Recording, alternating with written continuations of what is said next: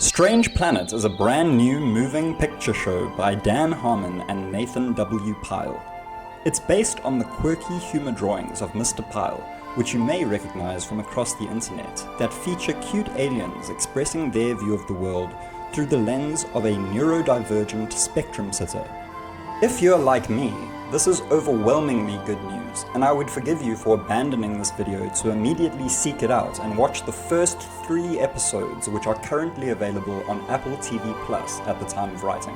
Now, I'm a huge fan of Dan Harmon, who is the creator of Rick and Morty, Community, and most notably, Harmontown, which, to me, represents the peak output an entertainer can ever hope to achieve.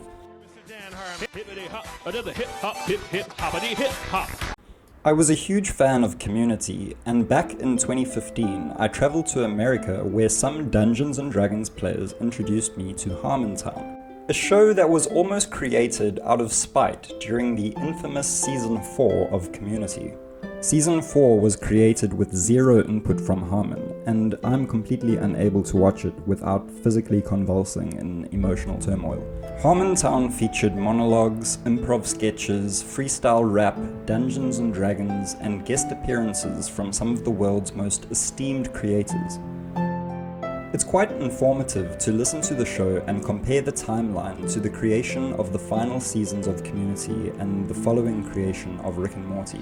If you listen, you can hear the first buds of ideas that develop into full episodes, and you can track the development of Rick and Morty down to the Netflix meetings. I can safely say that without really consciously deciding to be, I became a Harmonian, completely against my will. And it's this obsession with this one creator that made me jump when I saw that he was teaming up with another genius cartoonist to create another show to invest hours of my time into. Strange Planet the cartoon was written by Nathan W. Pyle, and you can see his comics on his Instagram page.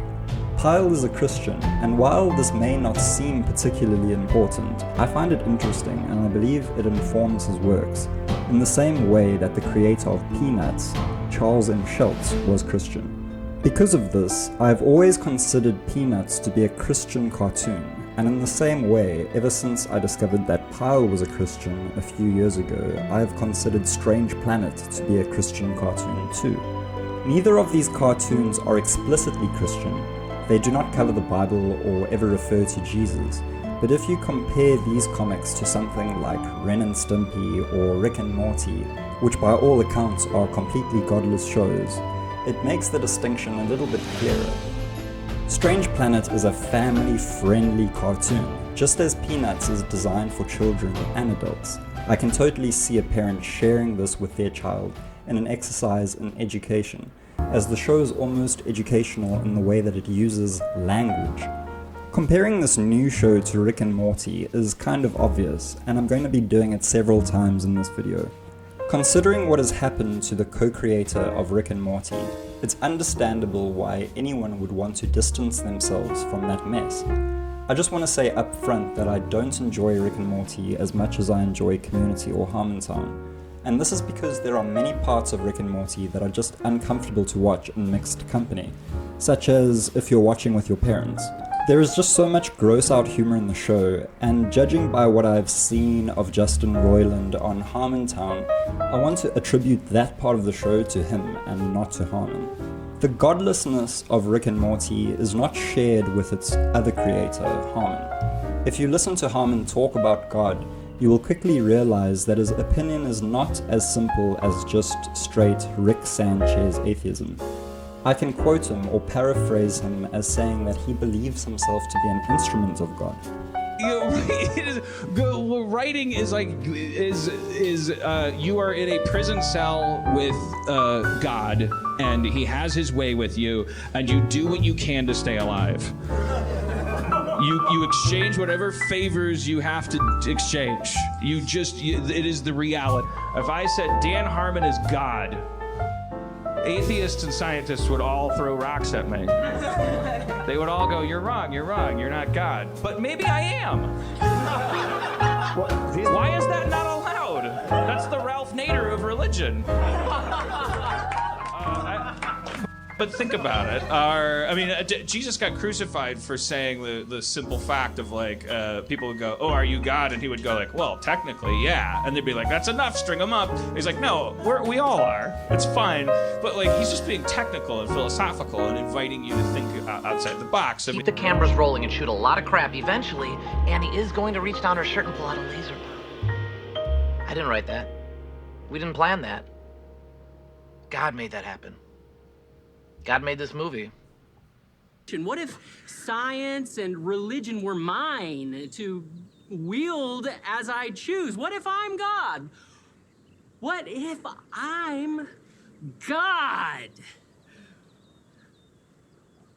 It is likely that I am not, but I think it's totally out of line to take that possibility off of the table. And I'm God's paintbrush. No, I am God, which pretty much makes me better than you.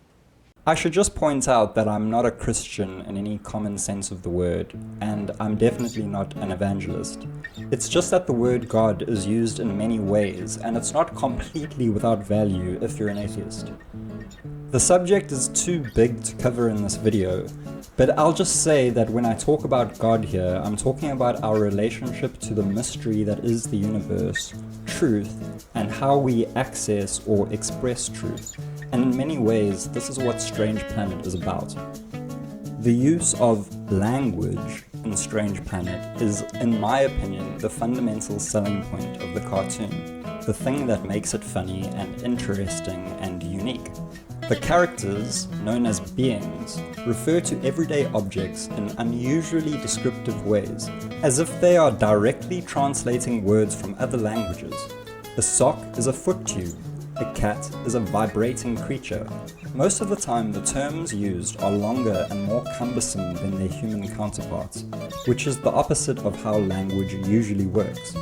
But by doing this, Pyle sheds a light on the bizarre and arbitrary rituals humans engage in, providing a mirror for us to laugh at ourselves in. Often the beings come off as naive, as if they are new to the universe, and they are just getting to grips with pretending to be human, which is a great way of describing how I feel on a daily basis. The characters themselves are minimalistic. Nationality, gender, sex, and race do not seem to be things in this universe, and the subject matter tends to involve mundane, relatable topics, which never cross the line into politics, violence, sex, or anything that might prevent it from being a family-friendly cartoon. In this way, it's a satire of human nature and not politics, and only the human nature that is fit for daytime, advertiser-friendly viewing. Although this could be said to be a criticism of the show, that it lacks teeth, that it's bland, that it lacks balls or toxic masculinity, but it's simply a description of the content, and these things may work in its favor. There are no disagreeable characters in the show, and the only characters that came close to being disagreeable was this being experiencing discomfort on the airplane, and this corporate being who strikes an intimidating figure, but both characters end up being perfectly agreeable in the end. In the creator Pyle's own words, these beings are more empathetic than humans. They are more empathetic to the point of being pathetic. You could imagine that if these beings were aliens within the Rick and Morty universe, they probably wouldn't last very long, or would be described by Rick and Morty as soft. And I think I'm even overestimating them there. Everything about the show reinforces this soft feeling. The color palette of light blue and pink. I'm trying to think of an adequate way to describe why these colors are soft, but I'm not a color theorist, so the best I can do is to say that these are the colors that you traditionally use for baby rooms. The characters are smooth and mostly eyes. They never wear pants, and they seem to be sexless. All of this contributes to the focus of the show, which is emotion and shared being experience. And it also makes the show more appealing to a broader audience in an age where these factors can really get in the way. Here are just some quick notes on the visual style of the show. I love the way that their pupils change shape with their eye expression. I love these permanent edge lights. I love the three fingers, and I love that the only distinguishing features sometimes are random shapes pasted on their faces, sort of like Care Bears. My favorite of the 3 episodes was the first episode that follows the story of a flying machine comfort supervisor who is learning how to deal with her promotion to flying machine comfort supervisor. The B story follows a famous pop band that is dealing with the loss of one of their members. There are spoilers now, so please watch the show before listening to this next part. The story comes together beautifully when the flying machine that the band is traveling on begins to fall out the sky, and the flying machine comfort supervisor has to comfort the entire airplane. She does this by encouraging the passengers to scream authentically, something that she learned to do earlier in the episode. While doing this, the band begins to automatically turn their screams into music, which dispels the fear of the rest of the passengers and turns the terrifying situation into a beautiful shared expression of the fear of mortality and the love of life. It's the kind of cathartic experience that can only be achieved with good storytelling, and it's difficult for me to do it justice by just describing it. But this climax of the episode brings me back to language and the role of the artist in expressing truth. The comic itself is a way to delve into truths of human nature. The characters use explicitly descriptive language and express themselves in an unfiltered way that humans rarely do. And this episode is about how art, in this case, music, connects us to the truth of our shared experience. Strange Planet is an Apple TV Plus original, and I have an interesting thought experiment for you. Why does Apple not use advanced AI to write or animate their TV shows? This new show has come out in an age where AI is widely available, where small YouTube channels are utilizing AI to create fully realized content. So why does this super advanced tech company not just cut out the middleman and let their programmers handle the content? Furthermore, to add to that question, think about whether you believe that they will ever be doing this sometime in the future. Do you think that future studios will get rid of writers, animators, or voice actors in favor of AI? Noam Chomsky is a linguist who is famous for his theory of universal grammar. Many linguists say his theory is outdated, that universal grammar doesn't exist. And in Chomsky's own words, they only say that because they don't understand it. Saying universal grammar doesn't exist is well and good, but you still need to explain how it is that humans acquire the ability to speak, which has long been considered miraculous. To put how miraculous human speech is into perspective, ChatGPT trains itself on the entirety of human output, the whole internet, all literature, and it still doesn't seem to have a grasp on what it's saying. By contrast, a human baby is trained on a minuscule fraction of that information, less than 100% of the data, and humans are able to pick up speech to a degree that they can form coherent personalities and create original sentences. This suggests that there is some mechanism by which humans acquire language, and we call that mechanism universal grammar. Just because we gave it a name doesn't mean we understand how it works. In Chomsky's view, this universal grammar is a black box. We know what it does, we know its inputs and its outputs, but we have no idea how it actually works on the inside. To almost prove that, just look at the chatbots that are available today. None of them function in the same way that a human mind does. As previously mentioned, ChatGPT needs a massive training model, and it doesn't actually know what it's talking about. Its creators officially say that. It's a generative text model.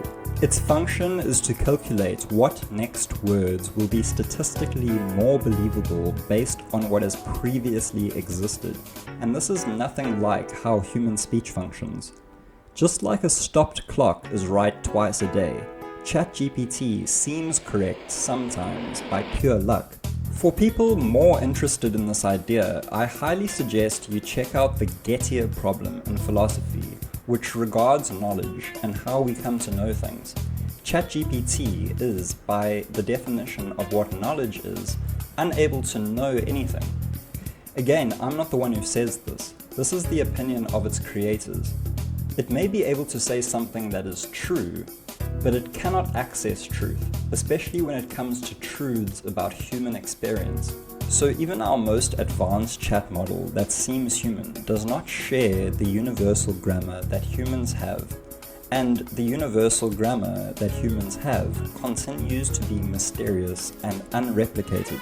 I personally believe that it's impossible to understand, and that the mechanism by which creative speech occurs will forever be mysterious to us.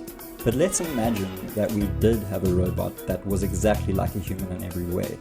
Would we want this human to replace human artists?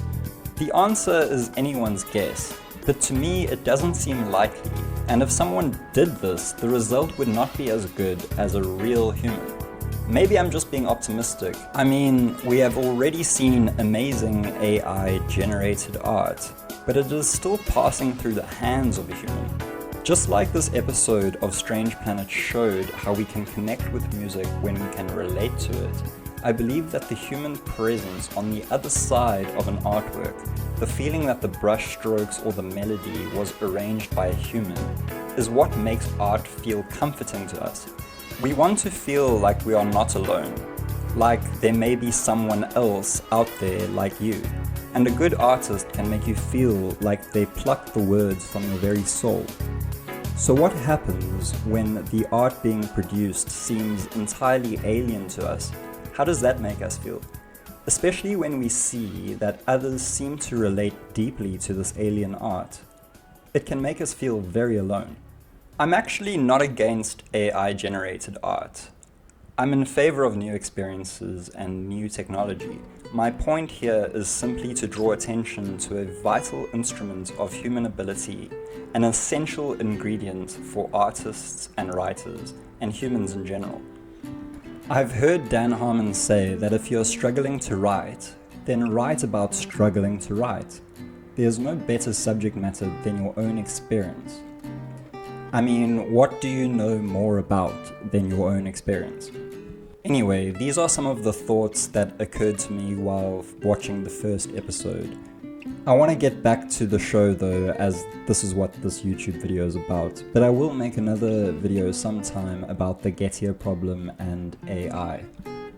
The show's creator is Christian, and the other creator is Dan Harmon, who says that he grew up seeing his mother watch Oprah religiously.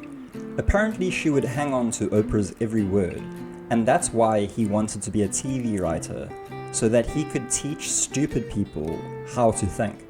His awareness of the power of the media to influence people's minds parallels Chomsky's manufacturing consent, which Harmon is no stranger to. Probably part of the reason he battles with studio executives is most likely because of the self-imposed moral mission of mending the world's psyche. Now, seeing the show through this lens, let's look at some of the words used and what connotations they imbue.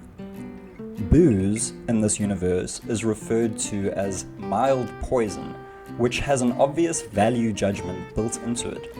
They may have called it silly liquid or happy juice, but they deliberately chose to describe it by its worst properties.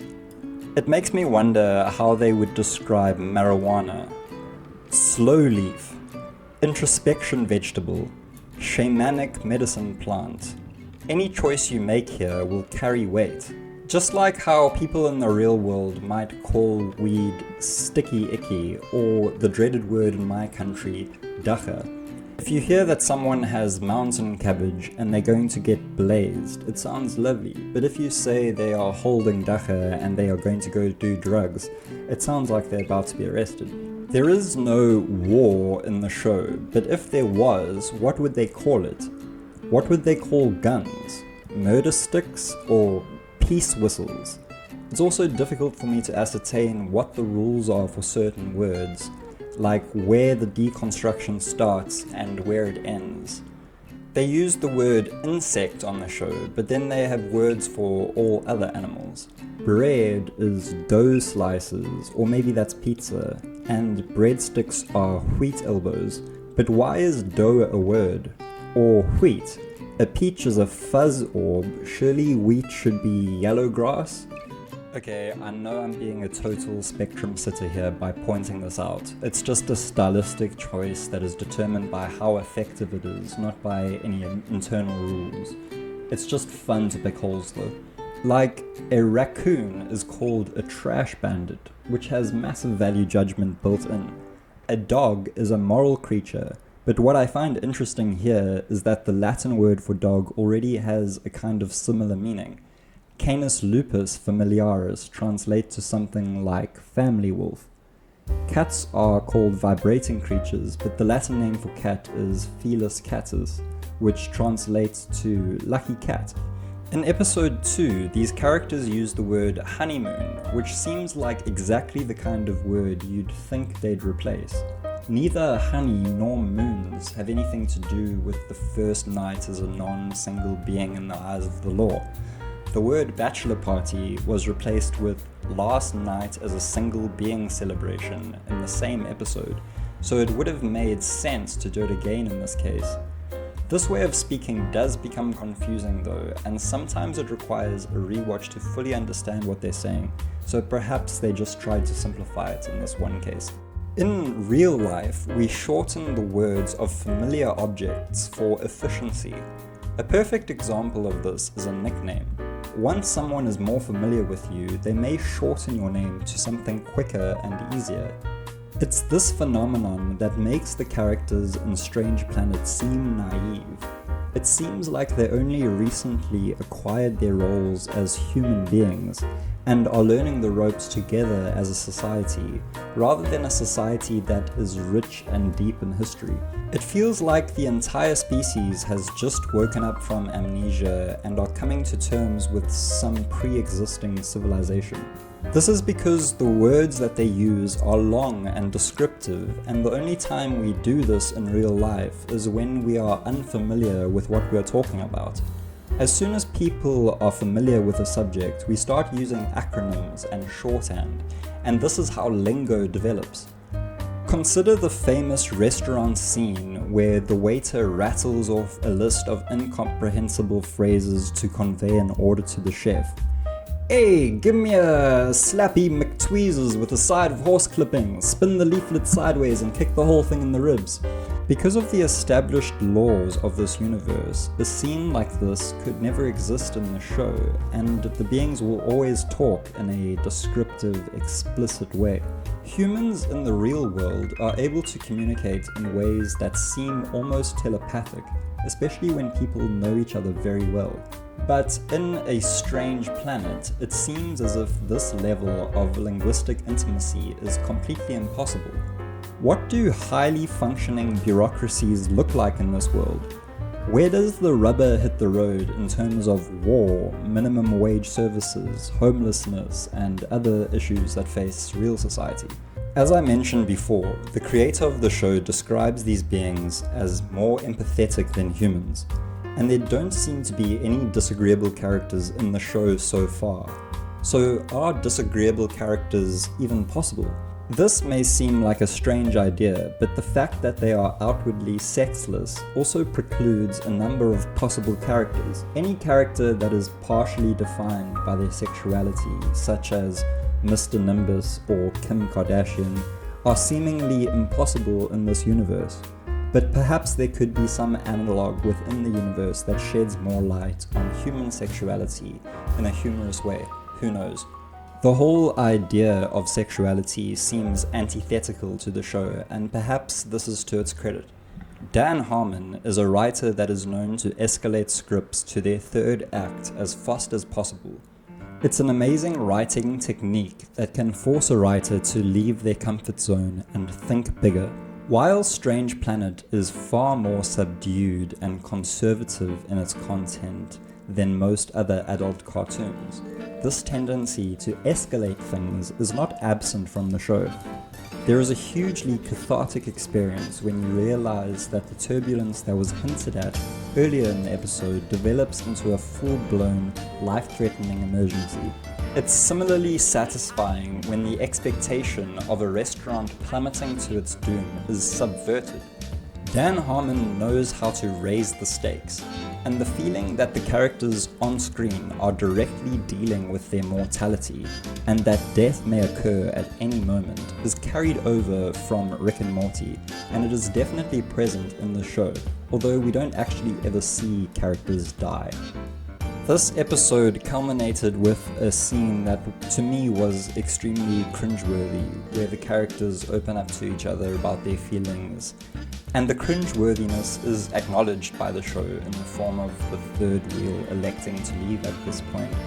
But this is an indication of what the show is and who it's made for. It's a sensitive show with warm love feelings and such, and it's probably a great show to curl up in front of with a significant other. Not that I would know. Anyway, that sums up my thoughts on the show so far. Apologies if it was a disorganized mess. It's a great show, and I'm glad there is something new to watch. If we recall how Rick and Morty affected internet culture and events in the real world, it will be interesting to see what a couple seasons of Strange Planet is going to do to the American psyche, or at least the psyche of those lucky enough to afford an Apple TV Plus subscription. I would just like to send a shout out to all my patrons, which you can see on the screen now.